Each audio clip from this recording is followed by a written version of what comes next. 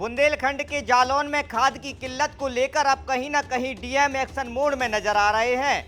DM Rajesh Kumar Pandey ने press वार्ता करते हुए खाद माफियाओं पर शिकंजा कसने के लिए टीमों का गठन कर दिया।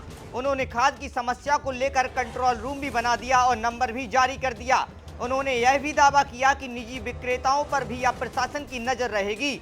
सीमा से बाहर जाने वाली खाद पर भी अब अंकुश लगाया जाएगा, जिसके लिए उन्होंने सीमावर्ती इलाकों में कैमरे भी लगवाने के आदेश दिए हैं और कहीं ना कहीं अब खाद की कालाबाजारी पर रोकथाम के लिए डीएम ने कड़े निर्देश जारी किए हैं। और खाद को लेकर प्रेस वार्ता की गई है, क्या कुछ अपील की है? देखिए, कोई भ्रम न रहे। कई जगह इस तरह से लोग फैलाते हैं कि खाद नहीं है या आ जाइए अभी से स्टोर कर लीजिए, हो सकता है खाद न मिले। इसको लेकर मैं स्पष्ट करना चाहूँगा। हमारे पास 59,379 मीट्रिक टन खाद की उपलब्धता है, जिसमें हम लोगों ने भी अब तक 35,000 वितरण कर चुके हैं। 26,000 मीट्रिक टन हमारे पास खाद उपलब्ध है, जिसमें 12,000 जो है हमारे पास डीएपी है, 13,000 यूरिया है और अभी 2600 मीट्रिक टन खाद लाइन में लगी हुई कल तक और आ जाएगी, जिसमें 2,000 मीट्रिक टन डीएपी है और 600 मीट्रिक टन जो है फास्फेट है।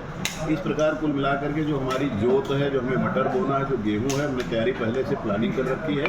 हमारे किसान को उनकी जोत के अनुसार खाद की उपलब्धता समय पे हो जाए और कोई कहीं से स्टोरेज नहीं कर पाएगा और ना ही खाद को कहीं सीमा पार अंतर्वर्ती ज़िले में या अंतर्राज्यीय ज़िले में कहीं उसको ट्रांसफ़र कर पाएगा। हम लोगों ने पूरे निगरानी कैमरे लगा करके और इंटेलिजेंस लगा करके उसको मॉनिटर कर रहे हैं। इसके साथ ही जो हमारे निजी विक्रेता हैं, उनके पास भी खाद का संचित भंडारण है और उनको भी निर्देश दिए गए रेट सूची प्रदर्शित करके और सही मूल्य पर खाद बेचेंगे वजन में। किसी भी व्यक्ति को ऐसे जो किसान नहीं है उनको खाद नहीं देंगे। पिछले का अनुभव रहा है गत 15 दिवस में कि ऐसे 4 लोगों ने गड़बड़ी की थी, तो उनके खिलाफ हमने लाइसेंस उनके निरस्त किए हैं और उनके विरुद्ध 3/7 की FIR करा करके उनको जेल भेजने की कार्रवाई कराई गई है। इस प्रकार कुल मिला करके हमारा यह लक्ष्य है कि हमारे किसानों को कोई कठिनाई न होने पाए, न उन्हें लाइन में लगना पड़े, न ये है। तो हम उचित प्रबंधन कर रहे हैं। हमारे पास फास्फेट और यूरिया, डीएपी इसकी पर्याप्त व्यवस्था है और आज की तारीख में हमारे पास पर्याप्त भंडार है। सर, किसानों को अगर समस्या आती है तो वो कहाँ से? किसानों को समस्या आती है, पहली बात तो हमने दल गठित किया हुआ है, वो मॉनिटर करते रहेंगे, समितियों में खाद लेके। कभी कभी ये स्थिति हो जाती थी कि वितरण व्यवस्था में कि हमारे पास सेंट्रल गोदाम में तो खाद होती थी लेकिन समिति पे समय से नहीं पहुंचती थी।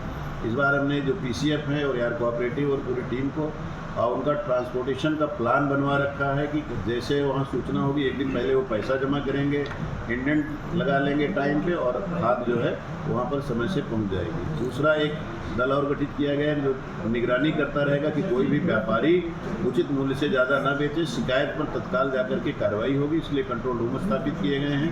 कंट्रोल रूम का नंबर अभी आपको नोट करा दिया गया है। समाचार पत्रों के माध्यम से, आपके चैनल के माध्यम से भी हम उसको ज़्यादा से ज़्यादा प्रचारित करेंगे और वहाँ पर 8-8 घंटे की ड्यूटी लगी हुई है। जिम्मेदार कर्मचारी अधिकारी लगाए गए हैं जो सतत रूप से हमारे प्रत्येक कॉल को वेरीफाई करेंगे और उनकी समस्या को निराकरण करने के लिए प्रयास करेंगे।